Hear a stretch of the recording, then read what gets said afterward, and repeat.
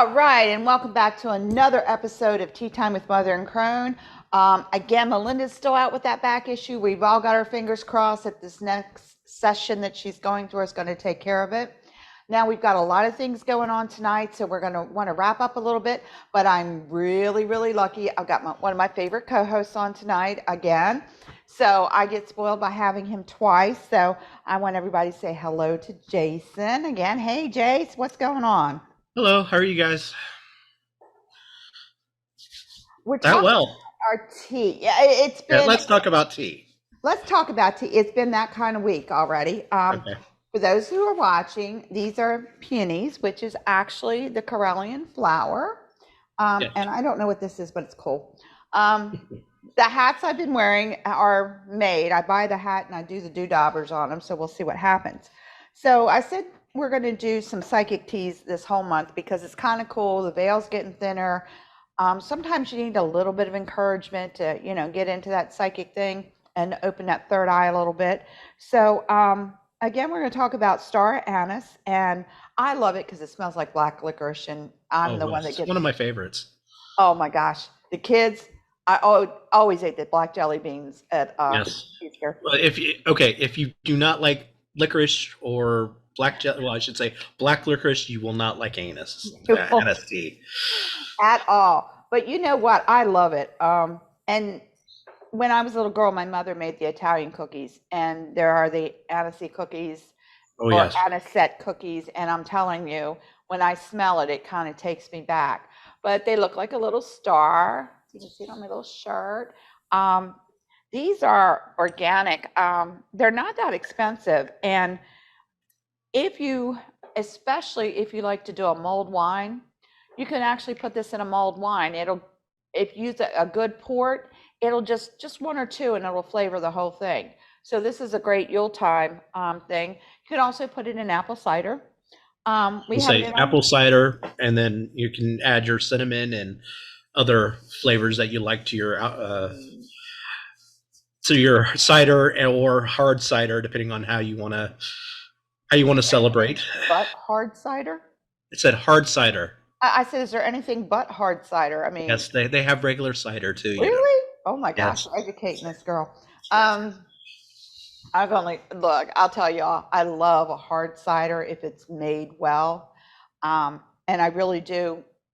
In the winter, I like it heated with the cinnamon stick in it, a little anise on it, and I'm good to go. But unfortunately, the hard cider can really hurt you if you're not careful, especially if it's hot, because hot alcohol does filter in a little bit quicker than cold alcohol when you're out there. Liquor is quicker, but candy is candy is dandy, but liquor is quicker. Definitely. We don't want to bring that up. But no, the Star Anise has a lot of endearing qualities, and we're going to talk to Scott psychically. See, this is why you need to use your psychic tea, so you can get in touch with Scott, especially right now, and then you can ask him all these questions that you never got answers to. I'm sure he's listening and probably cringing about now because I'm doing this. Yes, but you are referencing his books, so I definitely reference his books. I love showing mine is like in really bad shape, but it's because I use it a lot. So a book that is not falling apart and not dog-eared is not a book that was loved. So this book has been very loved. or have bookmarked, where you have little pieces of paper and I use tissue sometimes. yeah. It's sad. The seeds are burned as incense to increase psychic power. So if you want to, you can pull the seeds out and use those. They're also worn as beads for the same purpose. Now, I could see stringing this and wearing it because it would smell good. It's placed on the altar to give it power. One is placed to each side of the four directions. It also is carried as a general luck bringer. I did not know that. And the seeds make excellent pendulums. Well, thank you. I could see that. Yeah, that's pretty cool. I did not know that part of it. I do know that cooking with it, it tends to be a Greek/Italian, Greco-Roman herb. Ouzo and sambuca are both Ooh. the traditional alcohols, and they are both this. Sambuca is Italian, Ouzo is Greek, and they're like usually 150 to 180 proof. So it's some really good stuff, but it has this taste. So it's used a lot in cooking in the Mediterranean areas, and it's very strong. So if you cook with it, you just want to use a little bit of it to cook A little with. bit, yeah. A little bit goes a long way with it. Yeah, it's not like cinnamon or something that, if you put a little too much in, you can still live with the cinnamon. You cannot do that with this because Mm-mm. it will totally destroy whatever you're eating or drinking. I really like it. Like I said, I love using it for all kinds of stuff. There are a lot of Pinterest crafts that use this.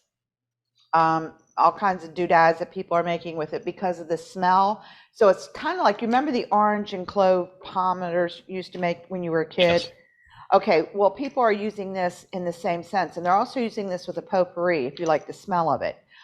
Mixing it with a couple of herbs just to set it out and have that scent. I guess because brings you good luck as well as all the other good qualities it has. There are some medical, but there's not a lot of medical because it wasn't really used quite as much as you would think it would be used. It was used in alcohol. Now you have to remember, back in the day, alcohol was actually considered medicinal. The water in some parts are not that good for drinking, and alcohol was used to calm you down. It was used for it was actually used for surgeries during the Civil War and stuff because they didn't have anything to put you to sleep with, so they get you good and drunk a lot of times before they amputate a limb if they could. So I know that sounds gross, but there are that property of alcohol. So a lot of times when you see, something like an herb, it's used in alcohol because the alcohol is considered medicinal. It's a good source of the vitamin B complex, which we knew. It also has, it inhibits fungal infections. So it's good to be used if you have like athlete's foot, that kind of thing. You can soak in it, or a yeast infection, or thrush as it's called. It's actually Thrust is for the mouth. in the mouth, yes. Yes. So that's one of the good things it's good for. It has reduces symptoms of cough and flu. A lot of times you can actually buy cough drops that have that in there, like the horehound cough drops and whatever cough drops. So it does have some of that properties. It's some of the this what it is. In addition to the acid that's in it, the oil contains thymol, and it helps alleviate symptoms of the common flu. And it can also treat respiratory ailments such as bronchitis, inflammation of the lungs, because you got to remember now we're talking fungal and inflammation, and this is an antifungal, so you're going to see where that falls in. Other than a lot of little things, it helps in digestive. Now, there's a lot of herbs that help with your digestive tract. And back in the day, people used the whole herb. They didn't go and, get the drops and drop it in there. They actually used the whole herb. So a lot of times when they tell you that, it's not so much that it's just the little stuff in here, it's the whole thing. And people don't always get that. It's also rich in vitamin C and vitamin A, which is obvious. It's supposed to help you sleep. Now, I really don't know if it does. It's got a mild sedative effect. They say if you sip a cup of hot tea before bed, a lot of times just the act of sipping the hot tea before you go to bed is going to make you sleepy. Right. So it's 6 of one, half to what is really causing you to get sleepy. It's supposed to help with healthy bone growth because it's rich in calcium, which women, we need that for osteo. Everything. Yeah, and it's good for that. I mean, it does have some. It kills bacteria, like we were talking about with fungus. So it helps in that way. So it's an antibacterial as well as an antifungal? Antifungal, and it's also antioxidant. So, I mean, you've got a lot of good things going on with it. You can use it in a lot of different things. It promotes a healthy skin, and they think that's because the pods contain collagen. And if you are into that, you'll know all the products on the market now tell you how much collagen they have in them. Right. But it's supposed to keep the skin firm and wrinkle free. I mean, there's a lot of things can do that. If you use any type of actually a moisturizer, it does the same thing. So, but it's been used for thousands of years. It grows in the Mediterranean, in Europe, and Asia, and it's actually translated. The Latin name for it translates to sweet root. So, and it's supposed to be the extract of licorice root can be up to 50 times sweeter than sugar. Ooh, yes. So we got some good stuff on here about it. It is a nice, this is one of the things I can actually put in my tea, and I don't have to put a gallon of honey in with it. You know how I feel about mugwort. I've never gotten over mugwort.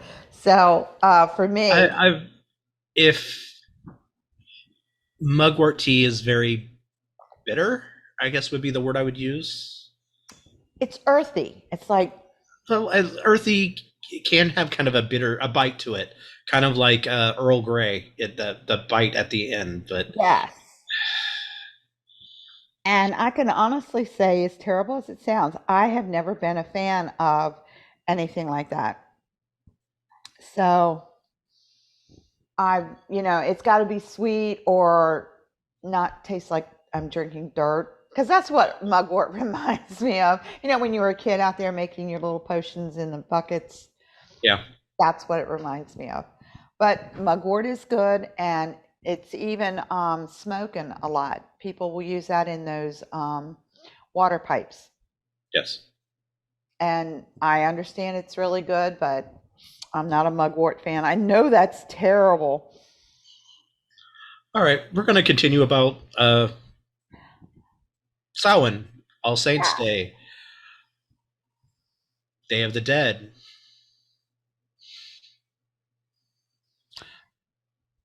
Now, it's interesting because we have our Samhain, and it's been going on for thousands, hundreds, millions of years, because it's, it's getting colder, that kind of thing. It is. Well, I mean, at one point in time, this was New Year's.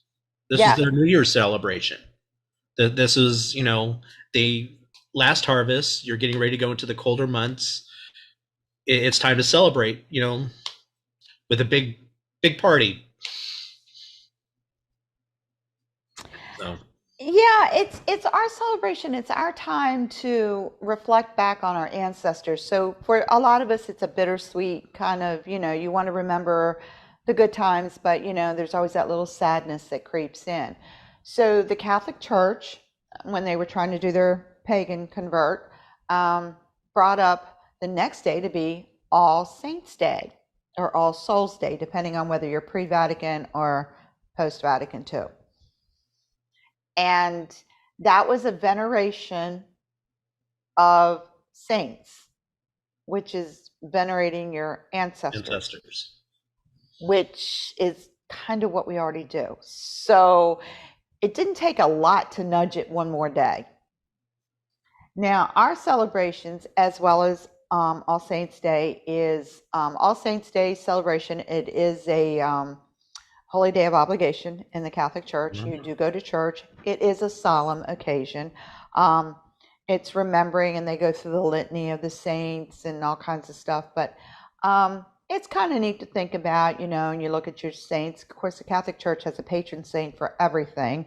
So the litany of saints just goes through a few of the saints. Each church does their own litany type thing. But it's interesting because if you look at it, they're venerating their gods or demigods. I hate to say it like that. But we also celebrate our gods and our ancestors when we do this. Because on your ancestor altar, do you have a god or goddess statue on your ancestor altar? No, I do not. You don't? I have the goddess statue on my ancestor altar because she's an ancestor. Yeah.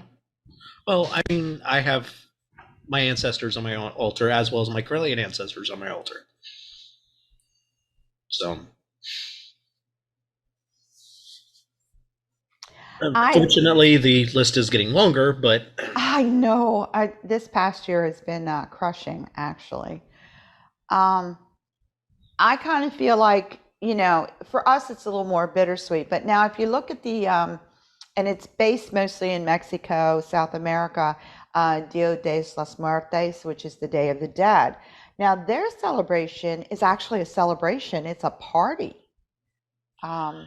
You they you take offerings to the gravesite. You sit down and have lunch with your ancestors. I mean, you sit down, you eat, you honor them. I mean, with offerings as well. I mean, a lot of times, they pour some libations on near the gravestone, as well as some food.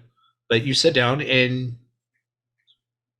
it's really amazing, and love the celebration. I mean, Well, for those who don't have the heritage or have never seen it, Pixar has a movie out, Coco, which I thought did a really good job of explaining it and doing it in such a way that it was understandable for the children watching it. I watched it with my nephew. He's 9 years old. So he had a couple questions, but he pretty much followed what was going on and how it was done. So I thought it was a great way to explain how to celebrate your ancestors, to not be sad, because for them it's festive. There's also another one that kind of goes through all of the traditions of Halloween. I mean, including is the Halloween tree. It was written by Ray Bradbury. It's I usually they turn it into a cartoon, but it's very good as well. I mean, at near the end they explain Day of the Dead. They go through Egypt, gargoyles in Notre Dame, witches, different things. It's really And that good. was Ray Bradbury, right? Ray Bradbury. Yeah, it's called the Halloween Tree. One of my all-time favorite sci-fi writers. That's why I had Yes. Ray Bradbury. Yes. I think that it's in any tradition, it doesn't matter what your path is, to remember your ancestors, to remember where you came from, and to understand what's going on in your past family has a great importance to what's going on in your life now. And you can learn from it. I mean, I can't say mistakes, but experiences that your family experienced, you can learn from it. You can, understand. And well, during the Great Depression, if you notice, folks like my parents would save everything. You would find the junk drawer in the kitchen had pieces of string, broken rubber bands. And I always thought that was like, why? Well, I learned that during the Great Depression, those things weren't around. Right. And they were worth their weight in gold. Mm-hmm. And people would be like, oh, you got a piece of string. That you could do so many things with a piece of string. Oh, I mean, they started printing potato sacks with patterns on it because people were turning them into dresses and other clothing. So if you look back then, they were epitome of recycle, reuse. I mean, nothing got thrown upcycle, I should say. Let's upcycle. Yes, let's make it modern. You're going to upcycle it. Yes. My grandmother used to drive me insane with twist ties. She thought they were the bee's knees. She had a pile of them, man. She used them for everything. Well, I mean, my grandparents taught me how to can. Something that you really don't, I just go down to the grocery store. Well, my grandparents still canned. I mean, they still green beans and vegetables from the garden, and I canned. Spaghetti sauce. I grew up on a farm, so yeah, spaghetti sauce. That was a big one. Oh yeah, you can always pull that off the shelf anytime. Mm-hmm. But when you think about it, if you know your ancestry and you know a little bit about it, I saw on Facebook, someone had posted a generational chart. You have 2 parents.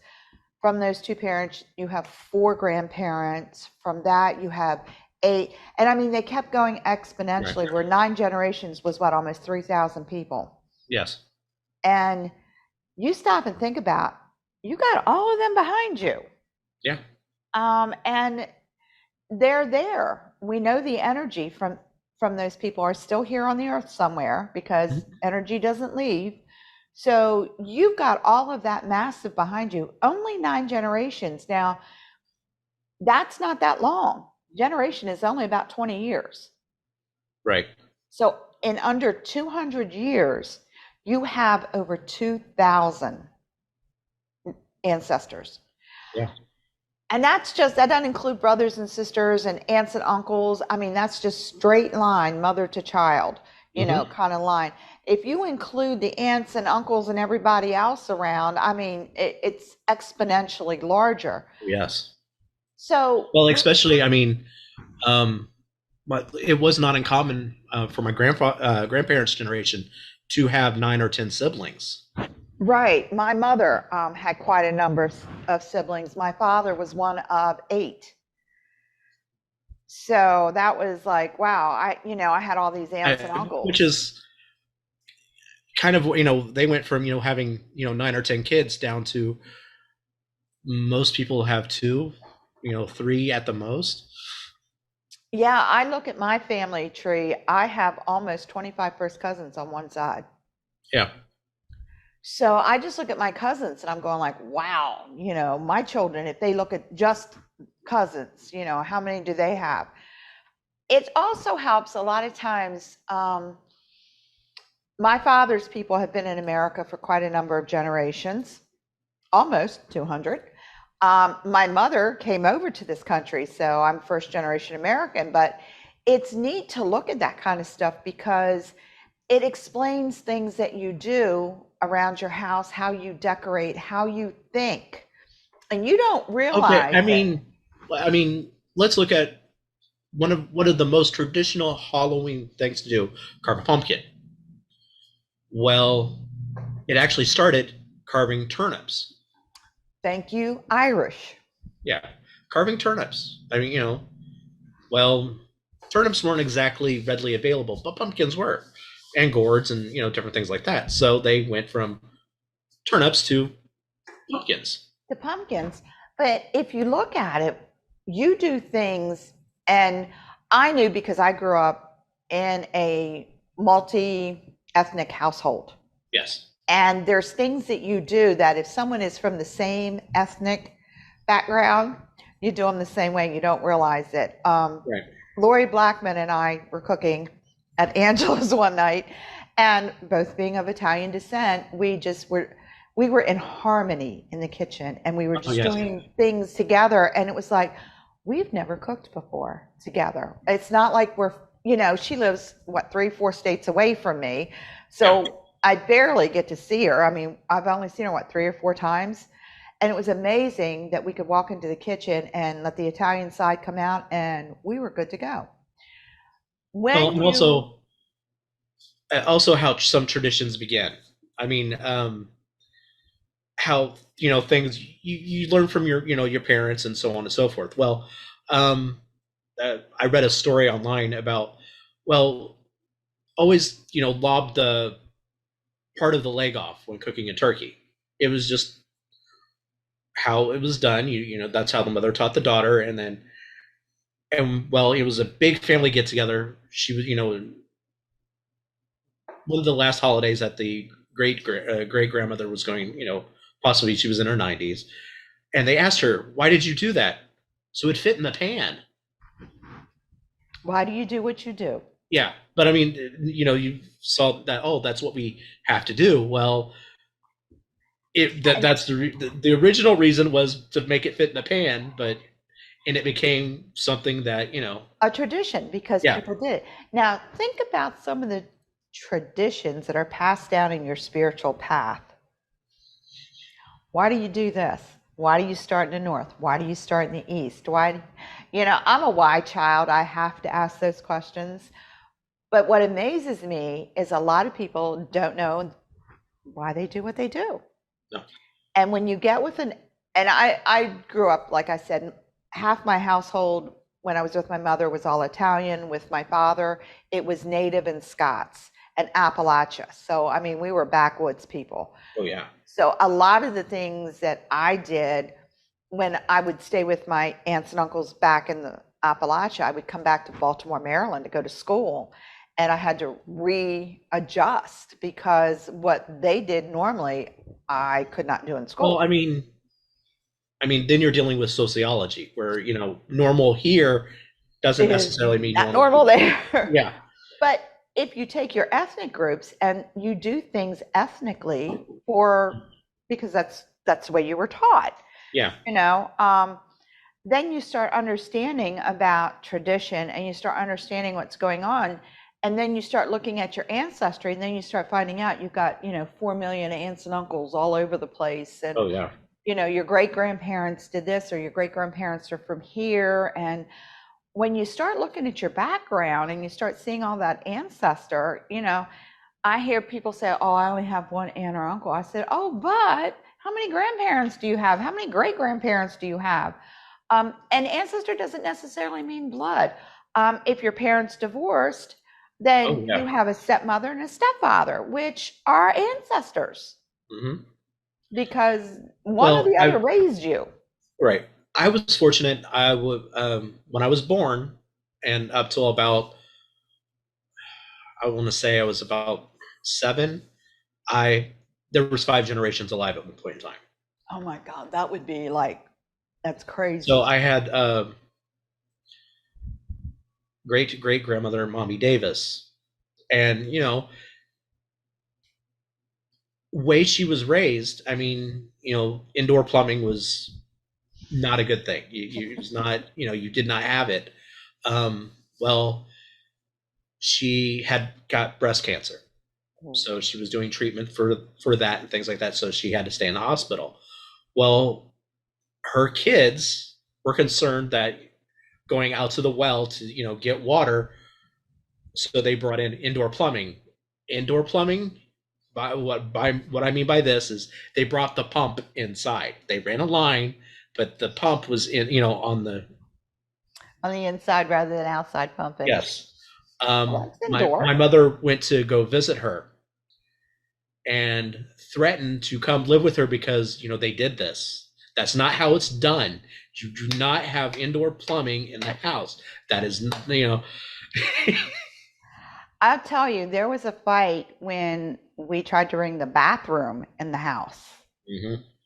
You don't want those germs in this house. I'm like, no.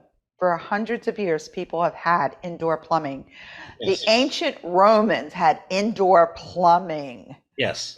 So it's safe. It really is, But yeah, indoor plumbing, bathrooms in the house were not considered. Like I said, so I'm not that many generations, off from that store. like I said, I'm fifth, like I said, 5th generation alive, but that is and that's the kind of neat stuff too that you learn about your ancestors. Yeah. Or she was a very stubborn woman. Like I said, she had cancer. She went through chemo and did that whole thing. I'm not going to lose my hair. I'm not going to lose my hair. That woman did not lose her hair. She put it out there in the universe, didn't she? She did.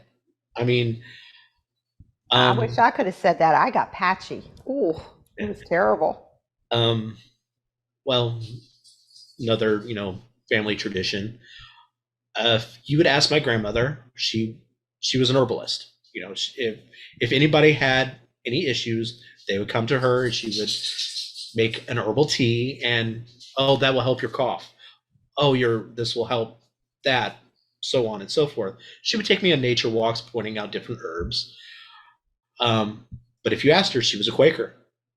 Even though she was the Quaker.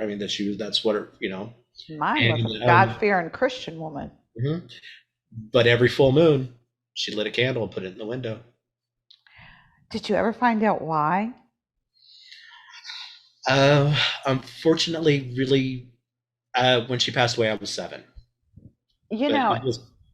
That's the thing I miss. There's so many things that, as I'm getting older now, I go back and visit home a lot more now than I used to. And I talk to a lot of my cousins, and there's things that we talk about, and it's like, I wonder why they did this. I wonder how come we did this. And there's nobody left in my father's generation. My last aunt died on my birthday, April this year. She was the last one in that generation. And it's like, wow. Well, she was our go-to. She knew everything about everybody. oh yeah. Everything. I mean, also the nicknames that they would give each other. My grandfather's name is Carl Vanis.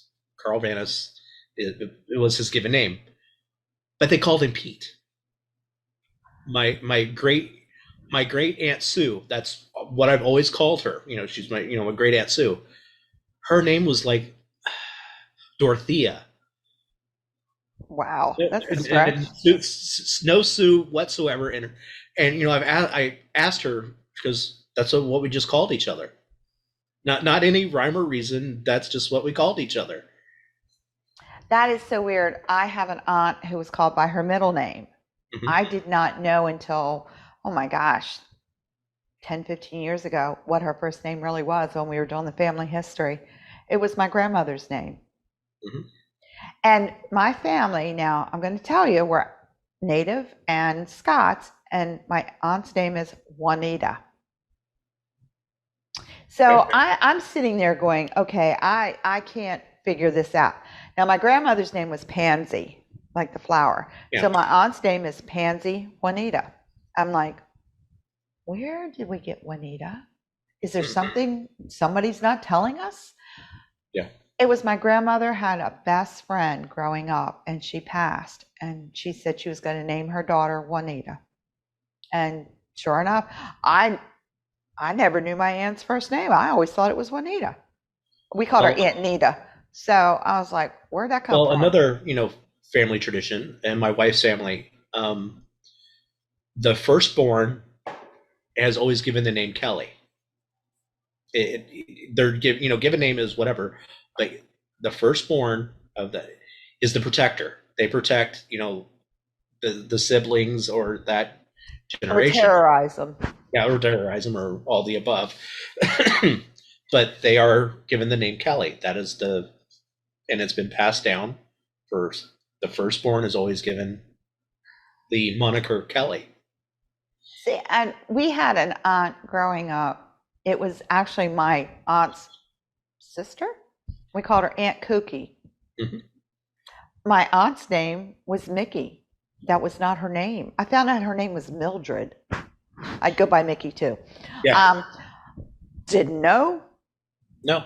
Like I said, my great aunt Sue, how I found out that when she passed away in her obituary, her full name, I mean, they put her full name and then the nickname Sue because everybody called her Sue. Nobody would know who it was. No. My cousin's late husband was given a nickname, and I thought that was his name for the longest time. He just passed not too long ago. When they had his son, I got the announcement. Now, their son is about 18 months older than my youngest. And I was like, because I got the announcement, but we already knew what, she was going to call the baby. And she said, it's going to be Ted Jr. And I'm like, okay, well, William Frederick is nowhere near Ted. Right. But his father was called Ted, and he's called Ted. And I was like, why? And then it was a silly story behind it. Nicknames, be careful giving them out. They stick for life. Like I said, it never really explained where Pete came from. I don't know if she just said that's what we just called each other. Not, like you just randomly, hey, Stu, come over here, and And it's stuff. Now, yeah. My cousin used to call my brother Ralph. My brother's name is Robert, but he called him Ralph. So my brother got stuck with the moniker Ralph for the longest time. He'd yell, hey, Ralph. And my brother would answer. So my brother answered to that. It's bizarre. Your family traditions are, first of all, nobody has a normal family. Let's put that right out there. We are all freaking dysfunctional. Totally. If you don't think you are, take a good look, because you are. If you don't think you're dysfunctional, you're not part of the family. Exactly. So when you look back on generations behind you and you start hearing some of the stories and the crap that went on, you all of a sudden really seriously start feeling better about yourself, because it's like, oh, good thing Well, that in the my, internet like I wasn't said, around. my grandfather, I mean, when his brothers were alive, they did a group photo at one of the family reunions. Well, there's only two types of us: either short or fat, or tall and skinny. Not nothing in between. So you'd have great uncle Bob, who's just as tall, skingly, and then right next to him was my grandfather, which was short and round. Yeah, we have that in my family too. And it's funny because my dad was the tall, thin one.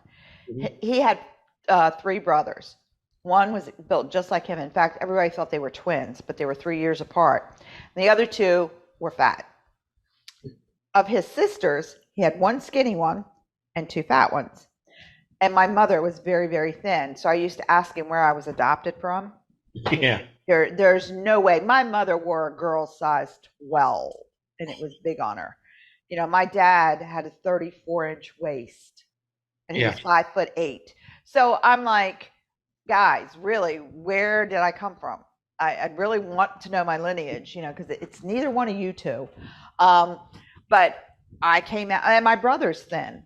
My brother and my parents are thin, and I'm like, we look like the number 10. Well,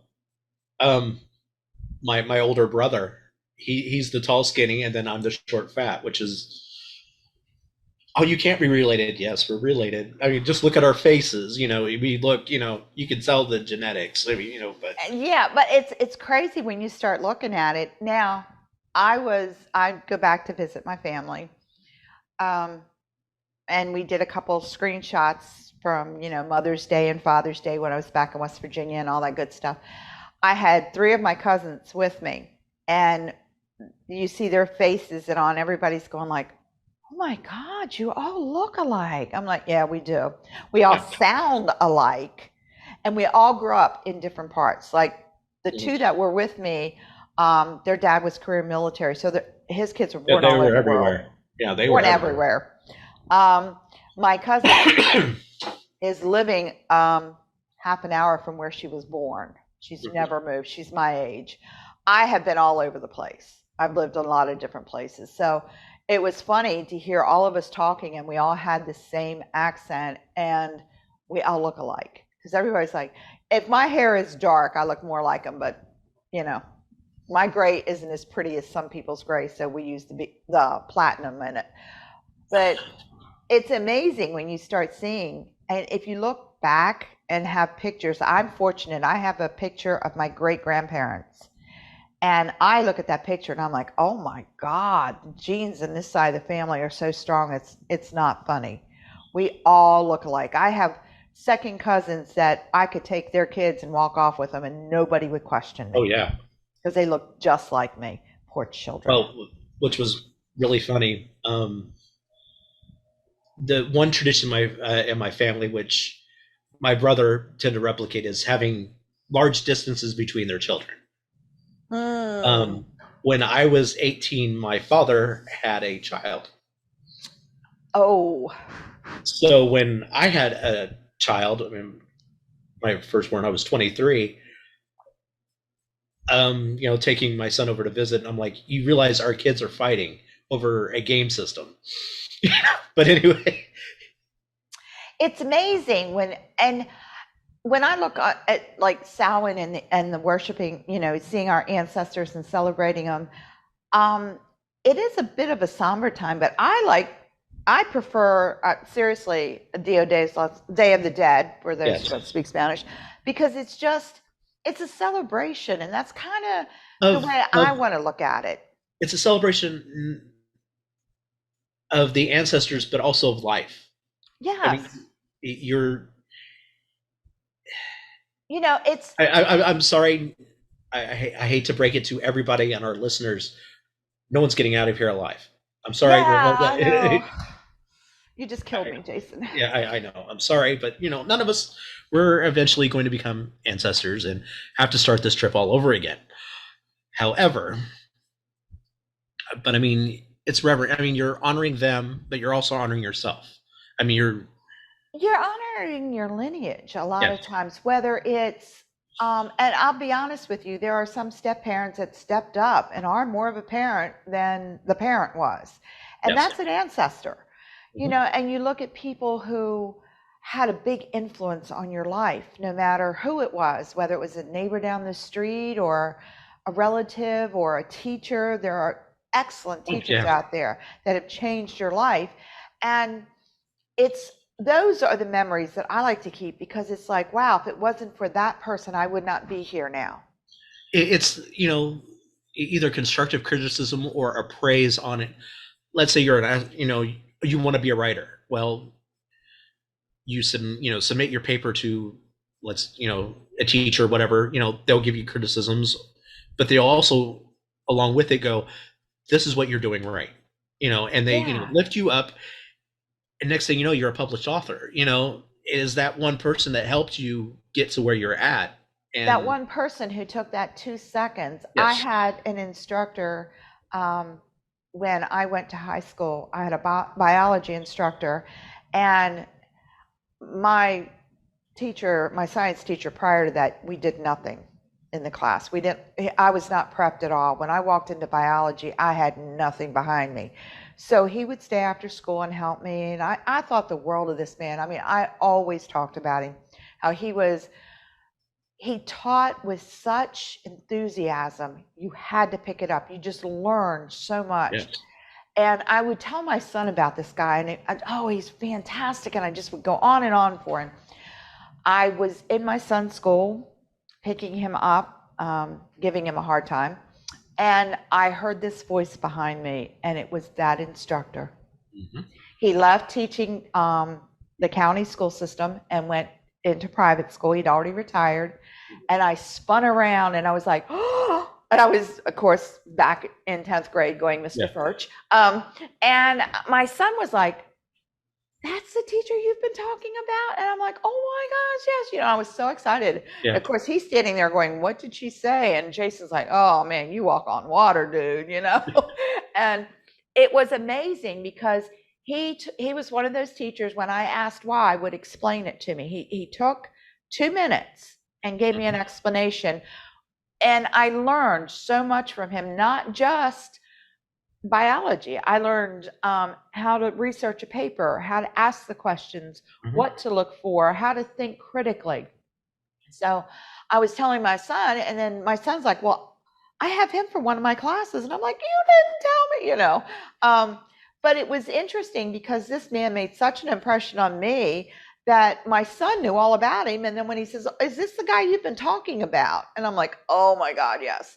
So it's not necessarily a relationship like a bloodline, because if you're adopted, you don't know your bloodline, but you've got ancestors that are sitting there waiting on you, because trust me, an adopted child is a child that's super loved.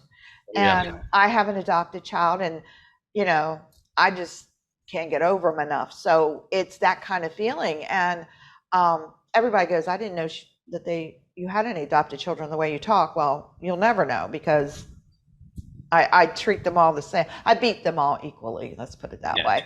But it's amazing when you start looking back and you can trace some of that lineage, and you can trace why you do what you do. Forever since I was a little girl, you'd spill salt, you did that. But My grandmother did it. Yeah. I was supposed to, and then I find out. Well, that now you're throwing salt in the devil's eye, but yes. Actually, yeah. But that's what it was back then. So when we celebrate, well, okay, let's also explain what salt. Salt was used for everything. I mean, salt was used for a preservative. The word salary actually comes from the word salt, because that's how Roman soldiers were paid. And salt. It was played in salt. That's why you're worth your weight in salt. Well, yeah. It's interesting when you look at those things like that, and you start looking back at why you do what you do and how you do it. You don't realize how much, before you're 7 years old, you don't know how much you absorb from your parents. Oh no. without realizing it. My mother was gone out of my life at 7. My aunt, about, I don't know, 15 years ago, I was back home and I was clearing off the table. Okay, a typical, normal cleaning the table because we had had breakfast and I was, cleaning up.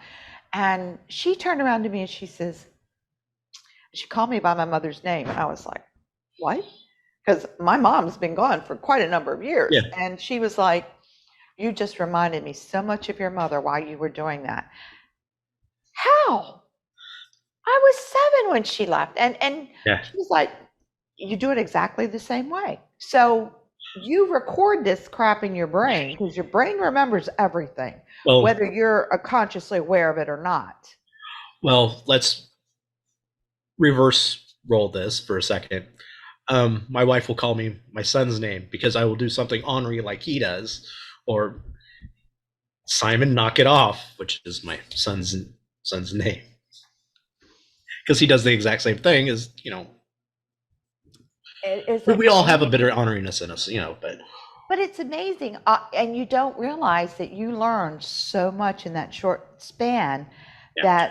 And that's your almost your pre-society because you're at home, you don't go out a whole lot, you're not involved in much other than school and church. If you go to church, you've not expanded your horizons at that point.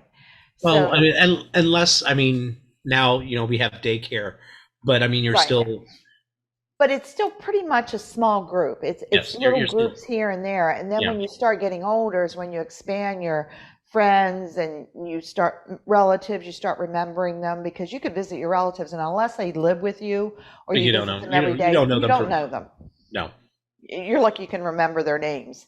Yeah. Um, Or I you look at it, oh hi, how are Yeah, you? you're wait a minute, give me a minute. But it's true. And then when you start expanding, that's when you start picking up other things and you learn different things. But it's amazing that in those first 7 years, how much you absorb. You absorb your cultural norms, you Mhm. absorb your ethnic background, whatever it is, you're learning ethnically what you do.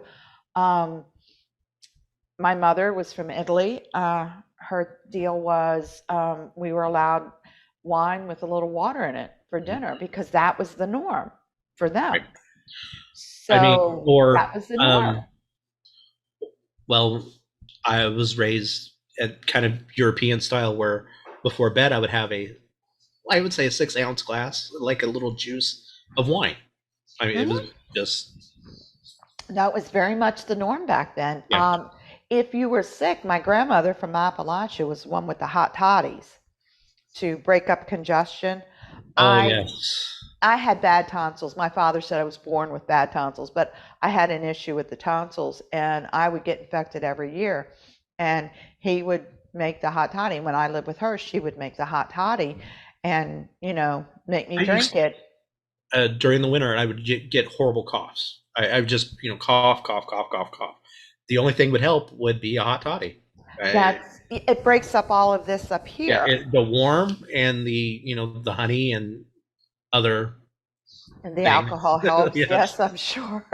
Well, now wait a minute. Growing up, when my kids were little, you still put whiskey on their gums or So some you still alcohol on put their whiskey gums. on their gum when they're teething. Yep. It's what my mother did to me That's what I did to my because it kids. numbs it. It helps. It really Yeah. does. But those are the little things, if you talk to somebody who's out of your culture area and you say to them, oh, yeah, we had wine at dinner almost every night. And they're going, especially in America, in Europe, if you're in England or if you're in Ireland and your head is above the bar, you can order. You could drink something. Yeah. So it's never a question. They Yeah. know you can. So it's those kinds of things. And when you start looking back at your ancestors, many times the water was not potable. You No. could not drink it. Mm-mm. So alcohol was the only thing you could. Now you got to remember too, you grow up drinking it, you build up a resistance to the alcohol. You're not so much, and you don't get sloppy drunk every night. I mean, No. really, one glass of wine is not Well, going to kill you. also, because alcohol was never a mystic thing for me. I mean, never was, never hidden, never, locked away behind a cabinet. If I, wanted, a sip of something, here you go. Nothing. And So if it's not a I never mystery, adopted I can't say the spurging to have to go out, get drunk on weekends, that type, to, the binge be the bad, drinker, yeah. yeah, binge drinker to the, because, okay, it's alcohol, nothing, nothing major, nothing. Just like any other drink. Yeah. If you It's drink too no, much no soda or different too than much having, Kool-Aid, you're going to get sick. yeah. You know, there were, If you drink too much of anything, it's going to make you sick. Right? well, my mother didn't like us to drink out of the water faucet. She wanted to boil the water first. Mhm. And it would freak her out when we come running in from outside, put the glass under, go like this and go down. She's like, no, because she would boil water every day so we had fresh water to drink. Because it wasn't potable. I mean, And you still, in Europe, it wasn't because she grew up during World War II and the bombs overhead are mhm. dust and everything's in the water. So, and their water tables in Europe, I mean, were destroyed to a great degree. So you had to do that. I like the idea of celebrating the fun because I'm more of a fun person. I mean, sad holidays are sad holidays. Yes. I'm not good with them because there's enough in this life to be sad about without having a sad holiday. Now, Samhain is that quasi, like I said, it hurts a little bit sometimes. My grandmother, the one who raised me, died on Halloween, 1968. Just a couple of years ago. Yeah, just a few years ago. It's always hit me hard. Halloween does hit me hard because of that, because she was my mom and I lost her way too young. So I approach this holiday and I try to get up because if I let it, it will drown me. Oh, yeah. It will just take me right, it will suck me right under. So raising my children, they learn about celebrating the ancestors, and there's nothing for them to go to a cemetery or graveyard to visit our relatives or anything. They think that's great. So we don't go sad and cry. We go and converse with them. And it's really bizarre because people who do not normally go to graveyards to talk to people will see you and they'll see you sitting there talking. Because I hold a conversation. Yeah. I'll sit on the grave and I'm like, okay, we need to talk about this. And I start a conversation. Yeah. So, I need advice, Yeah, if you're not used to that, it can be a little daunting. People will go, ooh, and they will make a wide circle around you. But my kids grew up with that. So they think it's perfectly normal to want to go and sit and ask a question at the gravesite. Or not like they save it up, but it's like, okay, we're going to go down Mother's Day, Father's Day, that kind of thing. Just because your relative has crossed the veil doesn't mean they're not there over your shoulder talking to you. Let me tell you. I mean, this time of year, my grandmother is up my butt. I can smell her. Well, for her, it's a smell. I mean, the smell. I mean, if you hear this time, the veil is thin.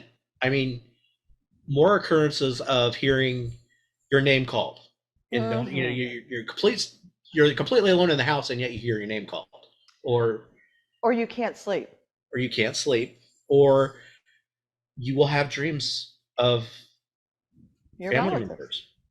You will have dreams of family members. Mine has always been, I could tell when Grandma was around, she wore that Avon silicone hands, and it has a certain smell. That and the Jergens almond, the original Jergens almond hand cream. Mm-hmm.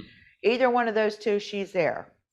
My grandfather smoked pipe, and it's cherry tobacco, but with juicy fruit, because he always had a pack of juicy fruit in his pocket, so you could smell the two together. And when I smell the two together, it's like, okay, what you want? I'm right here. My father has passed away. Cherry vanilla. Cherry vanilla. Pabst was an old cherry hard. It was a bitter cherry. It's not as nice as it is now, because my grandfather died in the 80s. So, but he would smoke that pipe, and you could just, that scent mixed with the juicy fruit, it's him. And well, see, the cherry vanilla was my father, but it was also my great grandmother, Granny Pang.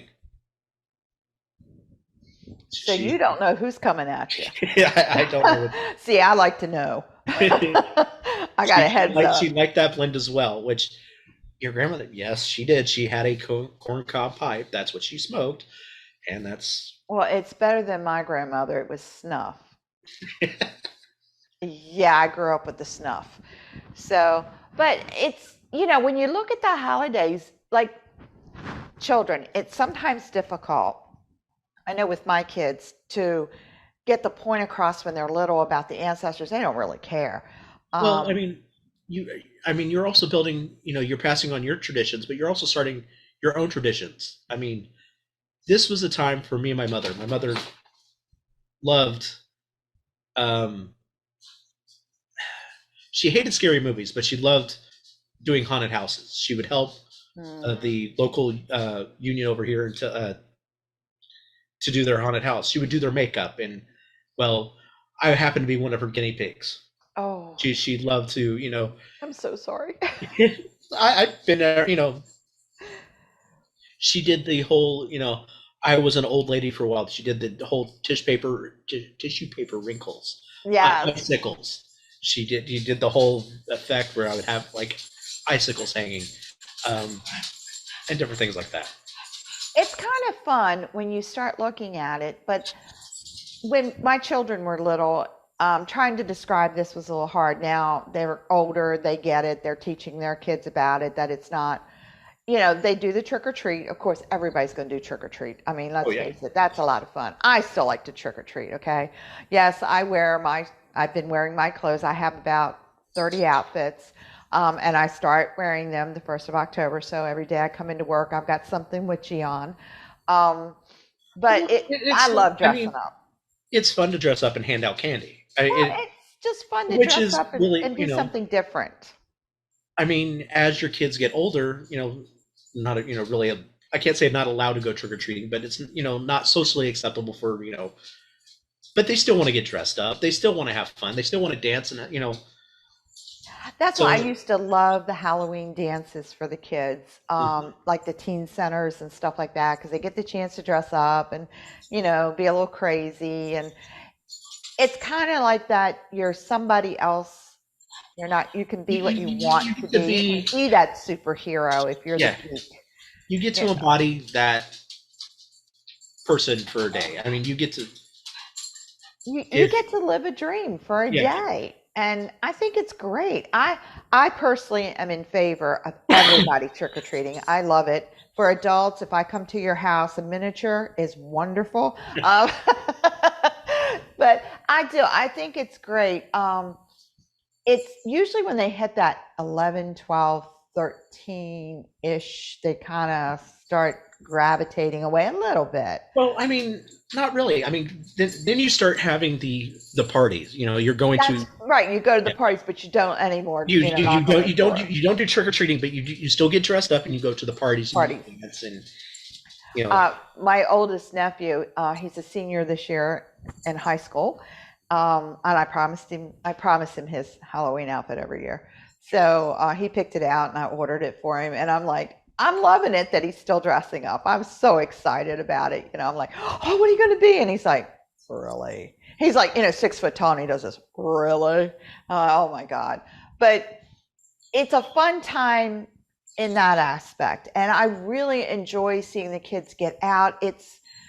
I don't see anything wrong with any age going trick-or-treating and just enjoying that one night of freedom. I see it as a freedom type thing because you can be whatever you want to be. And it allows our little fantasy life to take over, but it allows us to enjoy that time. Well, it allows us to go out in public and, what we wish we could wear every day. What we wish we could wear every day, yes. Yeah. Some of us get that privilege. But I really enjoy, and I think with a lot of people, There was a big ban on it at one time, if you remember. They were, trying to shut down Halloween. It did get stopped because of COVID, and I totally get that. Don't get me wrong. I get the COVID thing. Trust me. Yeah. I cannot have the shots. I am immune compromised, so I'm in panic mode a lot of times. But for them to have this one night where they can just, cut up. I have seen some of the spiritual witches, oh, my kids will never do that. Let them be kids while they can be kids. Shoot, enjoy the time yourself. There is nothing more fun than a witch's ball. Okay, I mean, even as an adult, I love to dress up. I mean, you do the witch's ball thing, and dress in costume. We do what we do. I mean, it. Oh, for a while, I was doing. I'm a Pierce Anthony fan. There's a series called The Incarnations of Immortality. Well, each year I was doing one of the books. One year I was, the first book is called Riding a Pale Horse. Well, I dressed up as Death. Yes. Oh, you went around. That's usually Christmas time, but okay. Yeah. But I if the you're next Welsh. year, right? Next year is basically Father Time. So I dressed up as Father Time.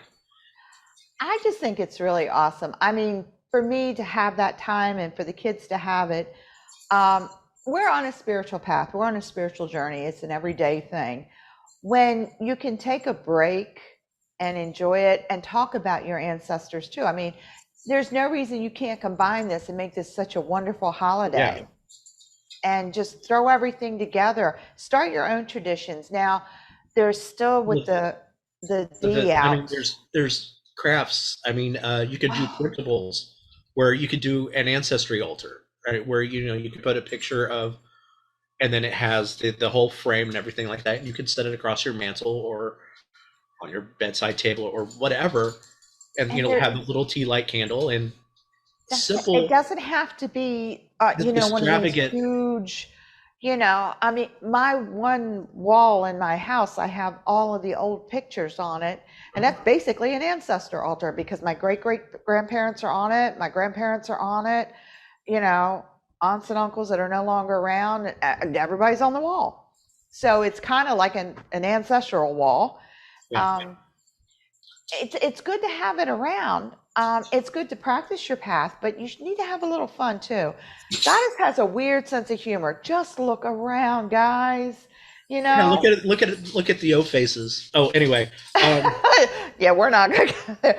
But I mean, it's a time where you can combine all of this together. Yes. I don't see this as a strict, well, you got to do this and you got to do that and you're doing this. To me, I like to pick what I like and do it. Well, Halloween's fun. Let's celebrate Halloween. A couple of years ago, last year I couldn't do it because of the whole wonderful COVID thing. There was no point. Kind of killed everybody. Yeah, I decorated my front porch. Well, I did this whole witch's cauldron type thing and had bubblies and dry ice. I use dry ice. I'll share the secret. For the best bubbly and fog, dry ice works beautifully with a little warm water. And then if you add a like a rotating LED light, you get the different colors. It looks really good. It works good too with lava rocks to make it look like it's hot coals. Yeah. Well, another, if you take orange lights, string lights, you put them in a ball, put some sticks and then some spray foam. If you plug it in, it looks like fire. It looks like embers. So there's so much to do and there's so much fun. I hear a lot of straight-laced witches. They're like, oh, we don't celebrate Halloween. Why not? Celebrate Christmas and Yule. Hey, that gives us 2 holidays. Yeah. Well, okay, if you really want to go, it's Saturnella and it's the whole week. So there you go. The whole reason that we have Christmas. A whole week of drinking and debauchery by the Romans. Yes. It's good to be Italian. But I just think that people, there's a lot of witches who walk around with a broomstick up their ass.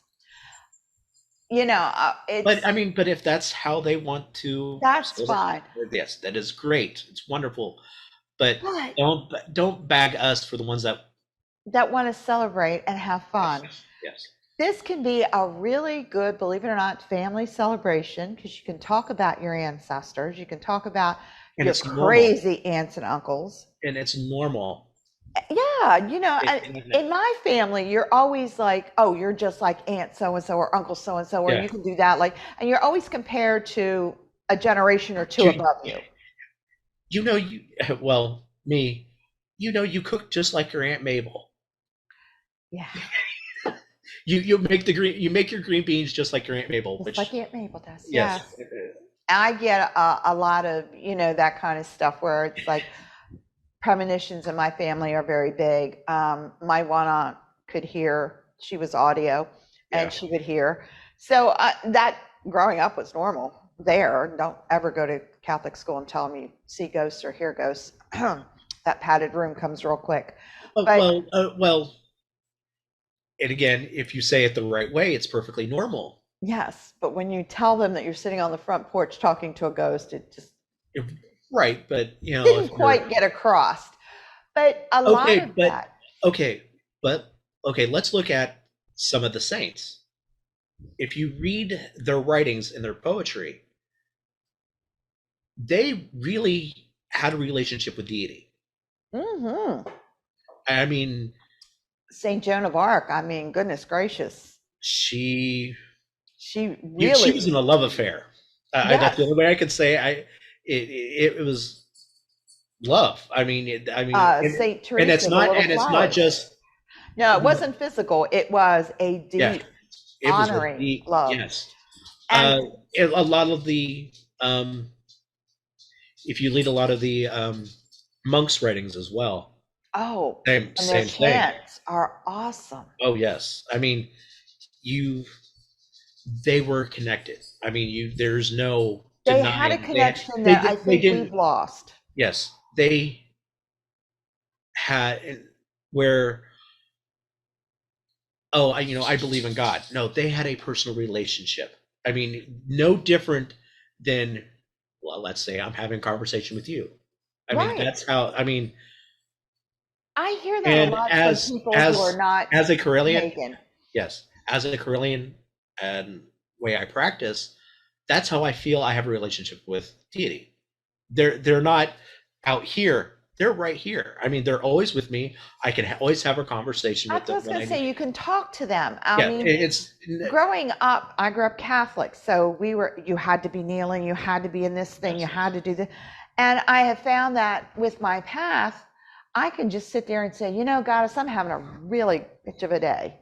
yeah, And I have this, and and they it's not talk. one-sided conversation because I'm hearing or Yes, whatever is going on, there is something there. some communicate. It might be simply a calm, It's usually for me a calm or a little breeze will stir a or little just breeze, something that or you're getting yes. I mean, through. okay. Let's one of my favorite things. If I'm having a really bad day, I will go sit underneath the tree.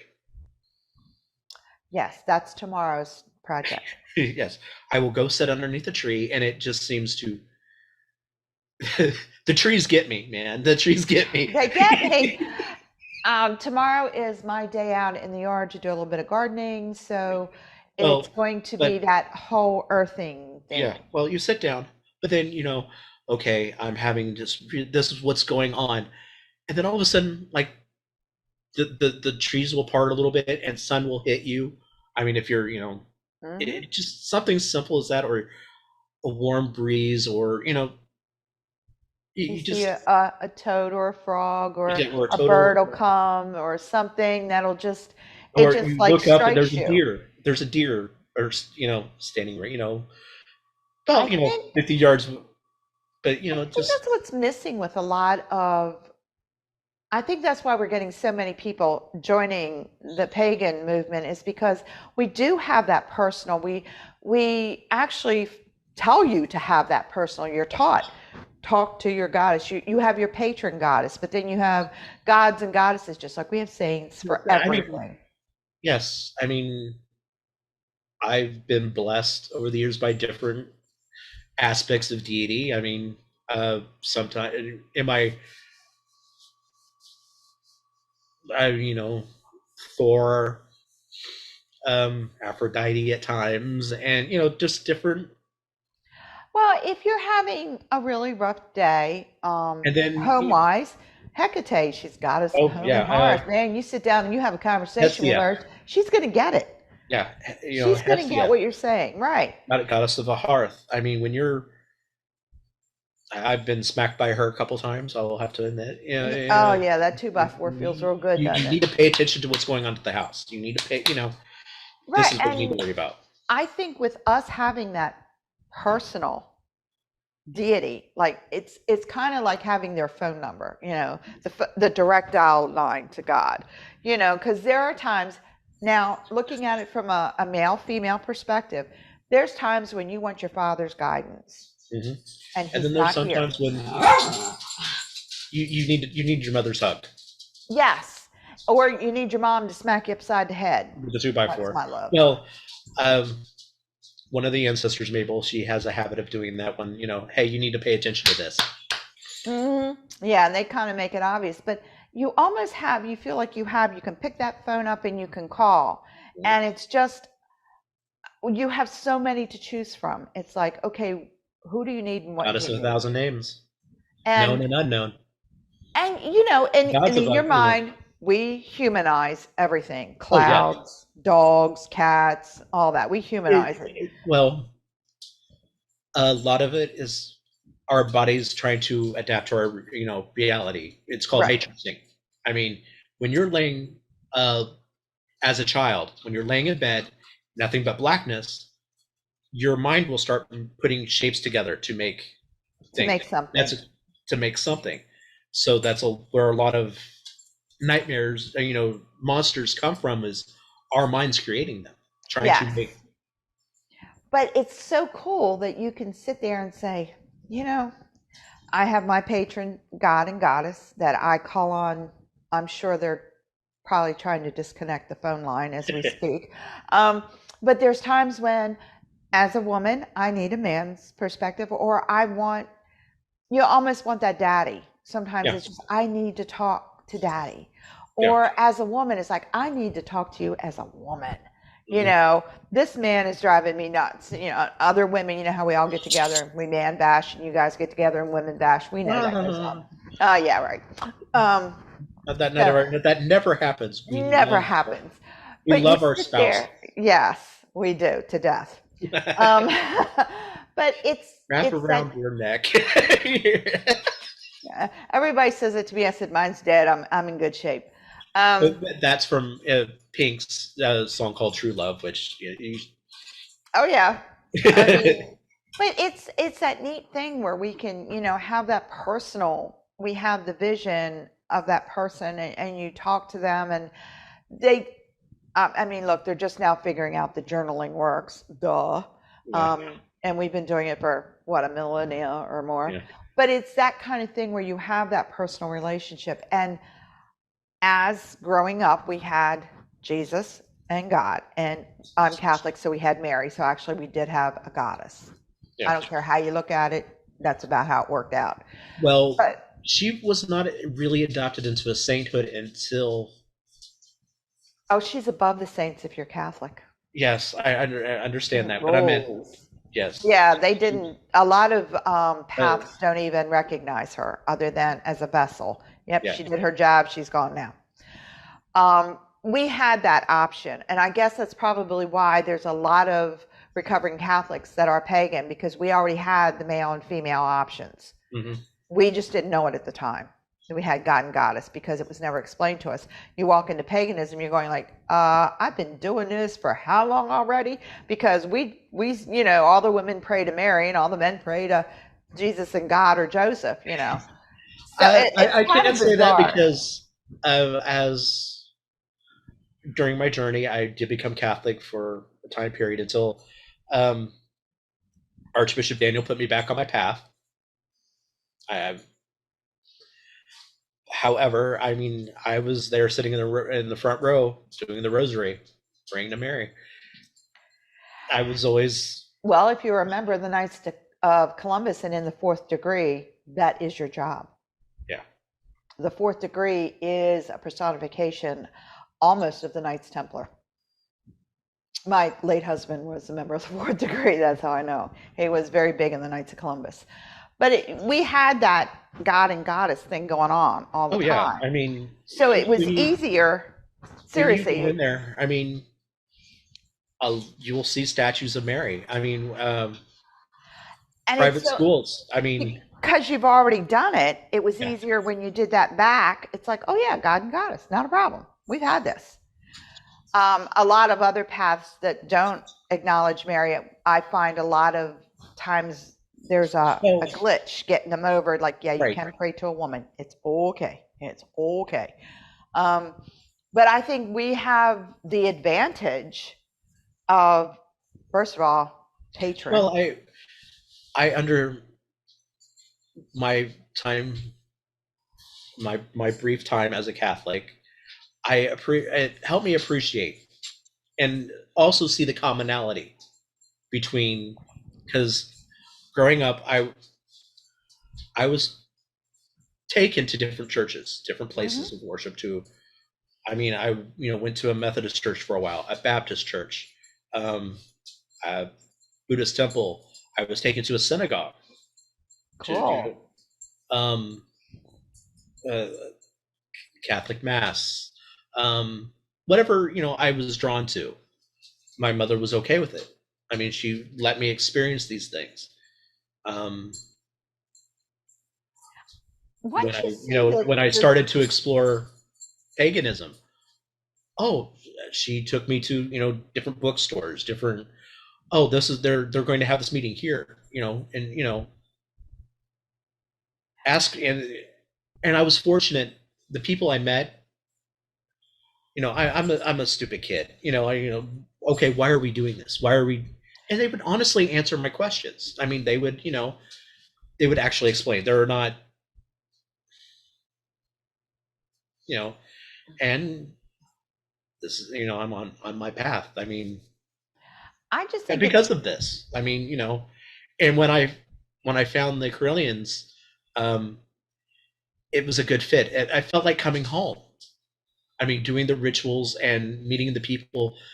I don't know how to explain it. It's like, I've always been here. I just didn't know. Yeah. It's like, wow, this is the way it's supposed to be. Yeah. This is home. And my late husband is Irish Catholic. Mm-hmm. I wrote my first Correllian ritual for Temple of the Sacred Arts way back in the day. I worked on that thing for months because I was going to get it perfect. And you know how you do it the first time, because I had been a high priestess in other traditions. This is my first time, doing the Correllian thing. And it's different. I will tell you, it's not Dianic. I've been with the Dianics. It's not Gardnerian. I've been with the Gardnerian. So it's a little like, okay, this is different. But I worked. But it's, as a Correllian, if you want to add those aspects, those part of the rituals that you enjoy, it's perfectly fine. Well, the thing was, my late husband went with me, and it starts pouring down the rain. We're outside. Now, he is an Eagle Scout. He threw up the tent. He threw up a cover for us. He did all this stuff, and I was like, so I go through and I do the ritual, and it stopped raining when we did the ritual. Everything was perfect. It went off without a hitch. I was like in my glory. I am on cloud nine. I'm like, yes, I did it. We get in the well, we're going home. I'm like, well, how'd you like it? I'm still wired. Yeah, you're still on that high. You're still on that ritual high. Dude, I could have had 100 ground and release. Hematite, and I still wouldn't ground. So we're driving along. He goes, it was nice. And I'm like, nice. What? And he's like, now, I love my husband, trust me. He would get into church and he'd sit on the end pew and he'd put his arm here, and the next thing you'd hear, he had a sleep apnea. Anytime he actually has fallen into his dinner plate. We used to pull his head back up. Yeah. But he really did have a medical condition, but it was just so funny. I used to laugh about it all the time.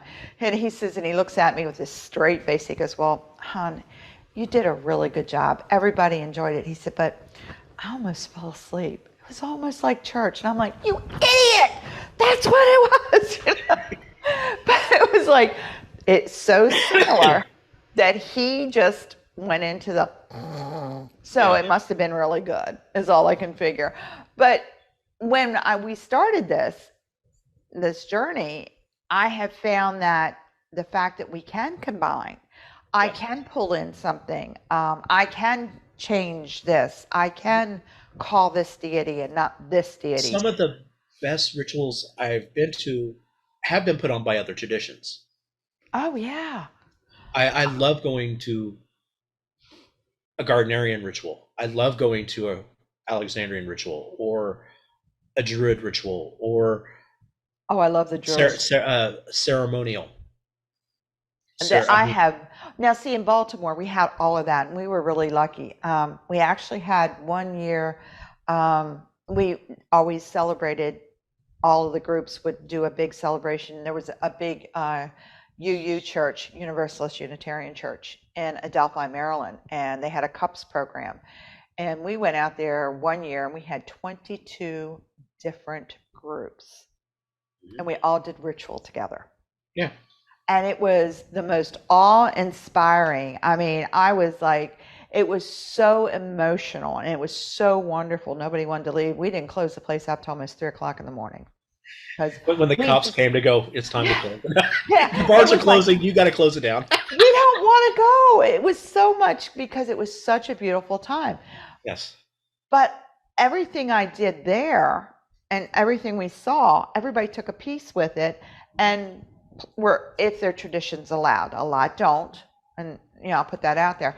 Our tradition, I was like, man, we can use this and we can use that, we can pull this, and I was writing down all the stuff we could do, and it was really great because we got to celebrate, we got to share ritual space, which if you've done it in a mixed group, it is different. Yes. Especially different traditions, because they all do everything a little different. Yeah. I think some of the best ones I've been to were mixed groups, like Pagan Pride and stuff, where everybody took a little. In Baltimore, they'd say, okay, your tradition has that quarter call. Your tradition has that quarter call. So you would have all of these different groups. You would have one person calling the watchpowers, and the next person calling the archangels. Right. And it was awesome because you would hear the most chilling calls. You would get goosebumps. Animals calling totems. It's phenomenal when you do that. And they're like, I mean, when you go to them, that's what's going to happen. But it's to share that rich history and to be able to exchange. To be able to share the knowledge and as it's been said, we don't have one book, we have libraries. Yes. Oh, yes, we do. So to experience,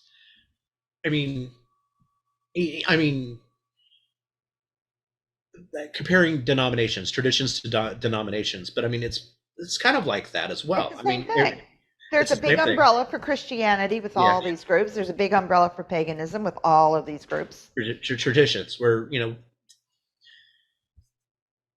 but it's still, you get to see those different flavors.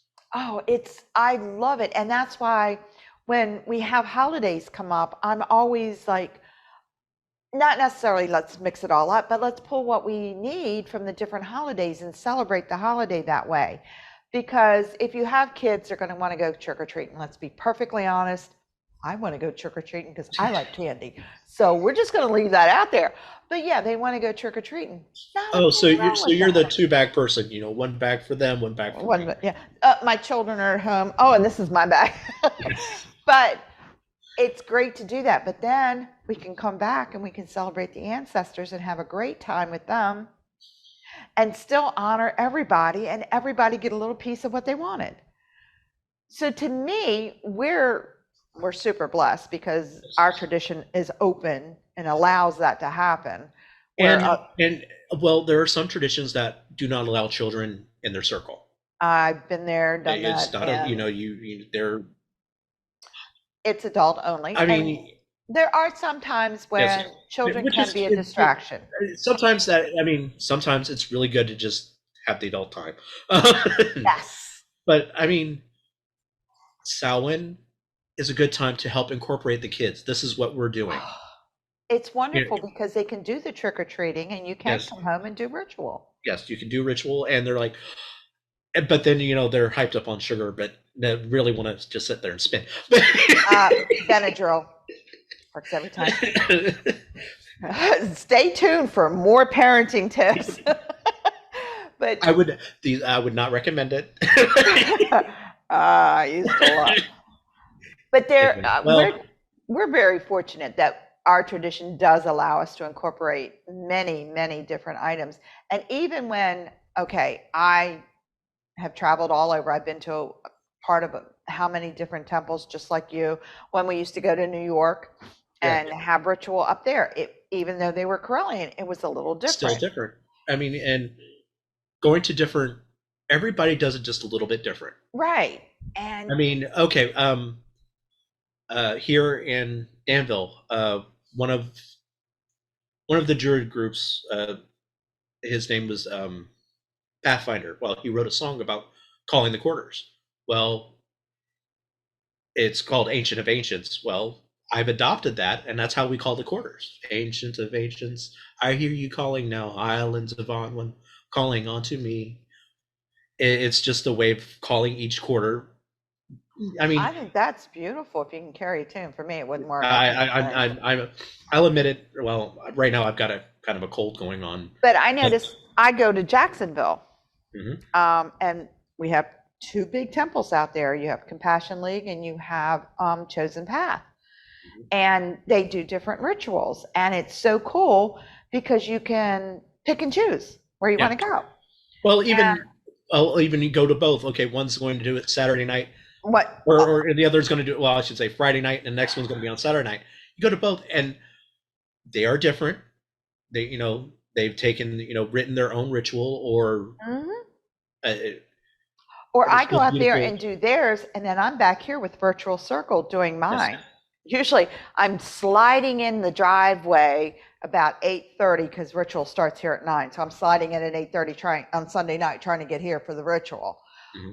But by having all of that, the rituals are so much richer because you get something different every time you go. It's not the same. In Catholicism, the word Catholic is actually Greek for universal. Yes. So that means everybody's doing the same readings on the same Sunday. It's a 3-year cycle. They have this, a book that they've used for years. It's the same thing. This is what we're going to do. This is this is the scripture we're going to read. Well, if you go for 3 years and don't miss any of the holy days of obligation, you will have gone through both the Old Testament and New Testament. That's how it's set up. So it's a 3-year cycle. Yeah. So you got to figure out what year you're on, A, B, or C, and then you know what your readings are. That's how they've got it down. The priest gets 8 minutes to speak. That's it. Yes, and everything. I should say 8 minutes of his own ministry. Yes, 8 minutes for his liturgy, and that's it. Because everything else is timed. It should be 52 minutes, unless you have a long line for communion. It is that exact.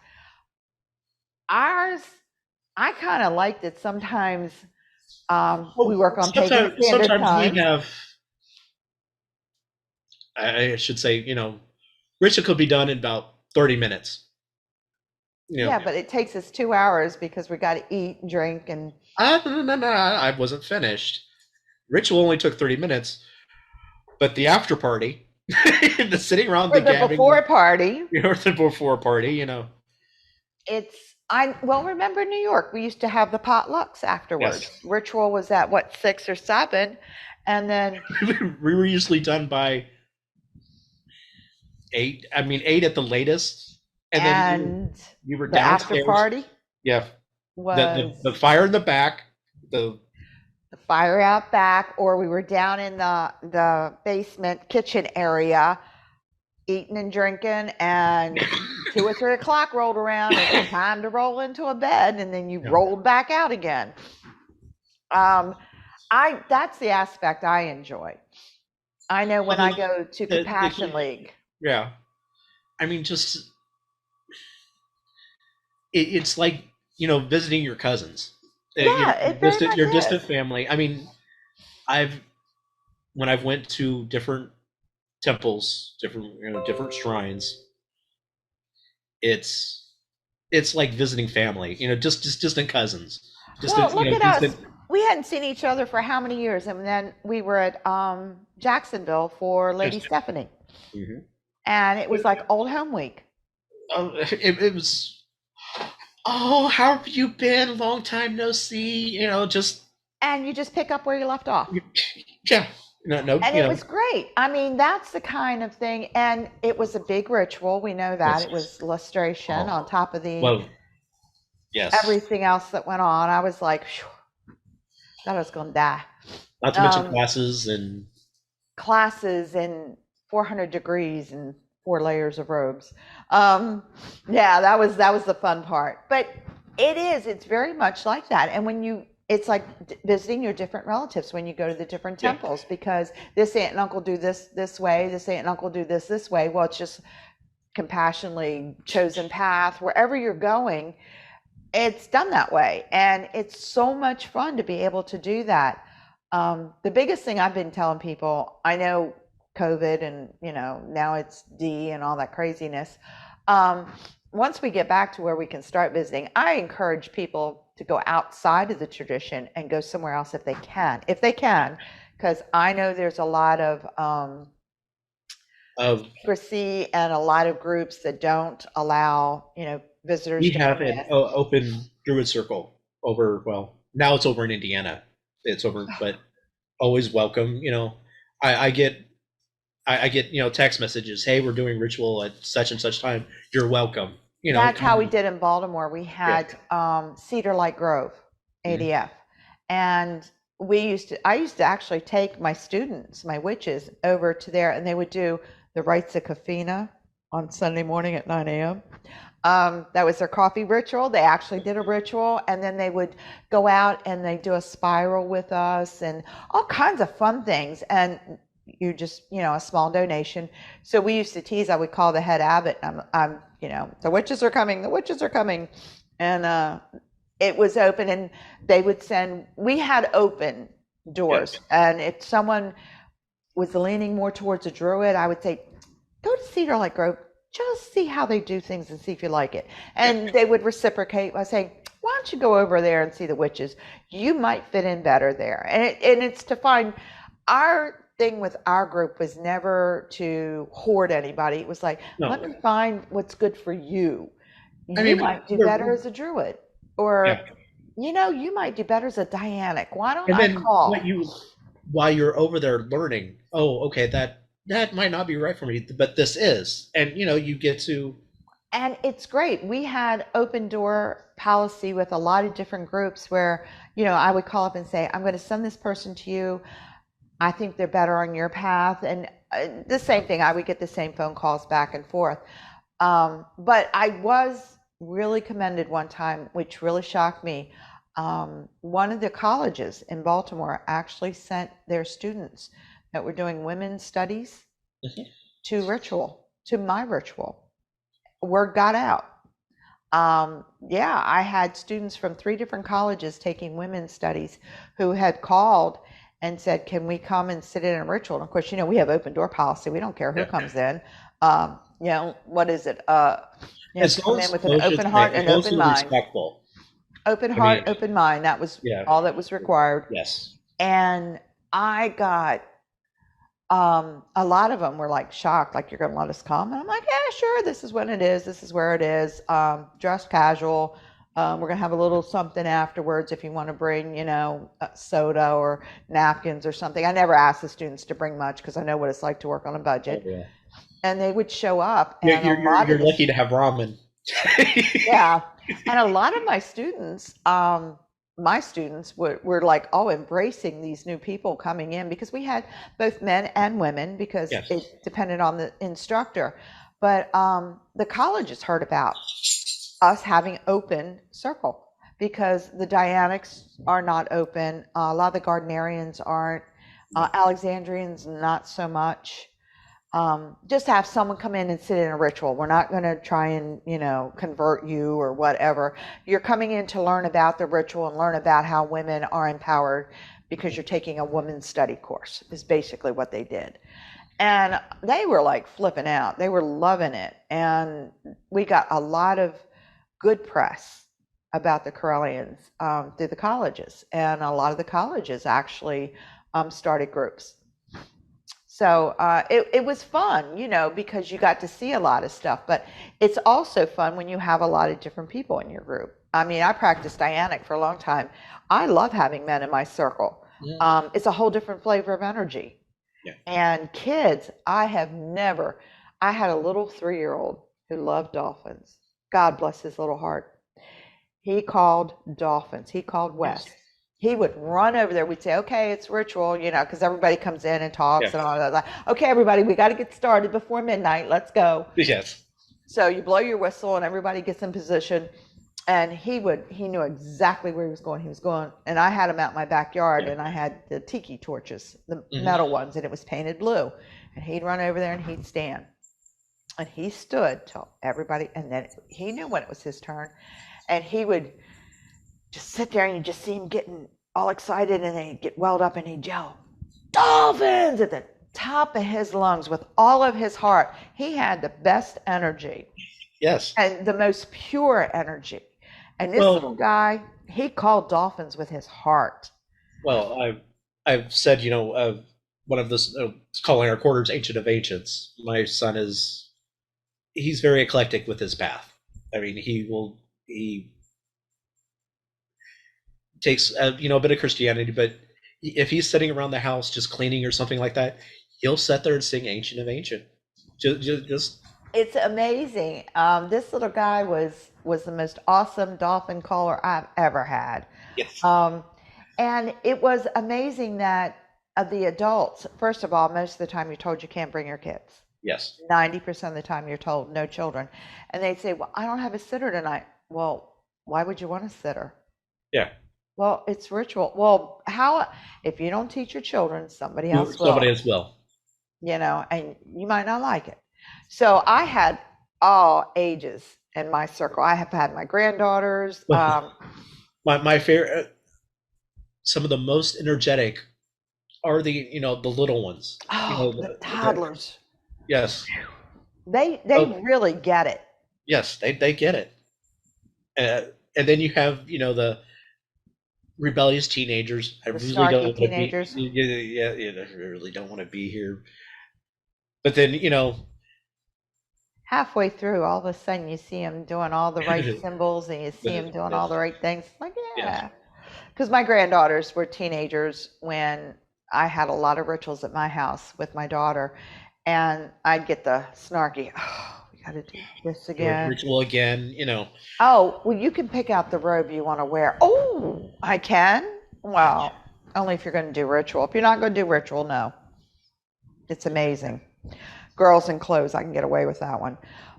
But it really is amazing that we did if you remember when we did Prince William Forest back in 2006, we had a children's program, and they did their own ritual. And to see the kids, see teenagers come together and actually work up the energy and do it, it is amazing.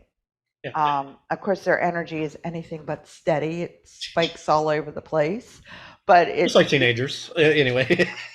Yeah, you need 3 or 4 high priestesses there just to contain that crap.